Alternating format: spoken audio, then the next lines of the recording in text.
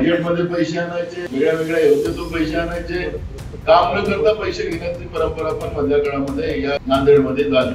शेतकऱ्यांचे पैसे न घेता त्यांची जबरदस्ती जमिनी त्याच्या ताब्यात घेऊन टाकल्या. अशा पद्धतीचं एक हुकुमशाही व्यवस्था आणि लुटारू व्यवस्था नांदेड सिटीत निर्माण झाली.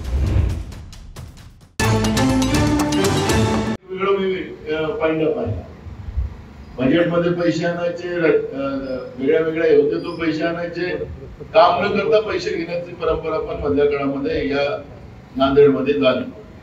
म्हणून अनेक ठिकाणी गड्डेच पाहायला मिळतात. अजून अनेक ठिकाणी शेतकऱ्यांचे पैसे न घेता त्यांची जबरदस्ती जमिनी त्याच्या ताब्यात घेऊन टाकल्या. अशा पद्धतीचं एक हुकुमशाही व्यवस्था आणि लुटारू व्यवस्था या मराठवाड्याच्या भागात नांदेड सिटीत निर्माण झाली. आणि म्हणून आपल्या सगळ्यांना सांस्कृतिक याच्यासाठी म्हणालो की आम्ही जी सद्भावना आमच्यामध्ये आहे, एकोपा आहे, भाईचारा आहे. मी शंकरराव चव्हाण साहेबांपासून तर विलासराव देशमुख साहेबांपर्यंत ती सगळी गोष्ट आपल्याला सांगितली. त्यावेळेचा जो एकोपा होता तो आज एकोपा नाही. एकमेकांच्या बद्दलचा अविश्वास, त्या समाजाचा त्या समाजाबरोबर अविश्वास, एकमेक लोक आता इतकं म्हणजे मराठवाड्यात तर मी तुम्हाला सांगतो की जे चित्र झालेलं आहे हे काही कृष्णावर नाही.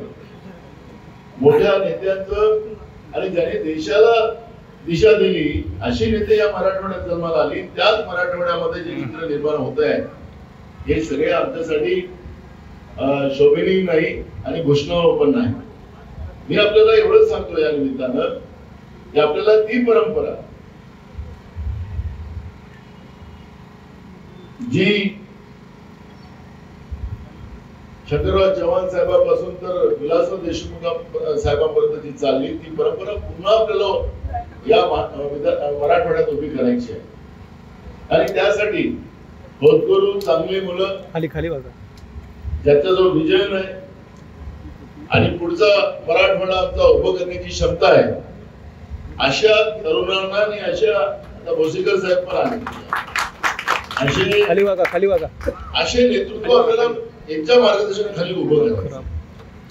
आणि काँग्रेसच या भागाचा विकास करू शकतं. काँग्रेसची जी आता महाविकास आघाडी आहे, काँग्रेसच्या नेतृत्वात महाराष्ट्रामध्ये जी महाविकास आघाडी येईल तीच या मराठवाड्याचा विकास करू शकते. आणि जे आपसातले मतभेद आहेत ते फक्त महाविकास आघाडी दूर करू शकते हा विश्वास या कार्यक्रमाच्या निमित्तानं आपल्याला देतोय. आज खूप कार्यक्रम आहे. पावडे झाले आता राजेश पावड्याच्या कार्यालयाचं उद्घाटन आहे. सगळे म्हणजे ही पहिले आझादी नव्हती, ही पहिले आझादी नव्हती आणि तिकडे जायचंच नाही. एक असं विना केसाचा माणूस असा टीका लावलेला राहायचा, असा पाहिला तरी हे सगळे लपून जायचे. आता ही आझादी सुरू झाली या लोकांना. त्यामुळे बघा आता काँग्रेसचे कार्यालय नाही तर एखाद्या घरीच एखाद्या संस्थेमध्ये काँग्रेसचं कार्यालय पाहायचं आणि लोकांना भेटायचं असेल तर त्यांना भेटता येत नव्हतं, बाहेरच उभं राहावं लागलं. चव्हाण साहेबाला बाहेर करून निवडून द्या, पुन्हा मला येण्याची संधी या गुरुद्वारामध्ये द्या. त्यामुळे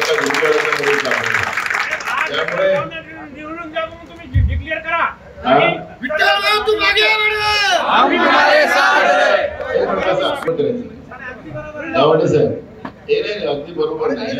मी तुम्हाला सांगतो काय होणार. आता नेत्याच्या घरून तिकीट भेटणार नाही. आता तिकीटची परंपरा आम्ही लोकांमधून दिलेली.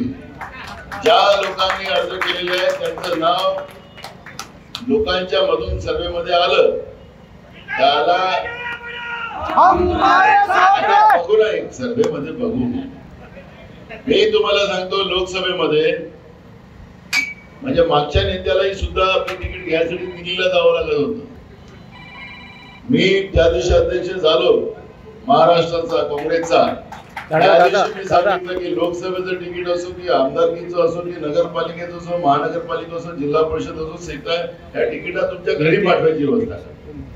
वसंतराव चव्हाण दिल्लीला नाही आले दिल्लीला तिथं मला तिकीट द्या म्हणून सांगायला. माझ्या सर्वेत वसंतराव चव्हाण साहेबांचं नाव आलं, त्यांना घर बसल्या तिकीट दिली. म्हणून मी जे बोलतो तेच करतो. कोणाला खोटा